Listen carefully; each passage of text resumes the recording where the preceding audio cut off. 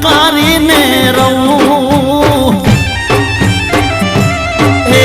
મને કરતી તી વાતો ફોનમાં અડધી અડધી રાતની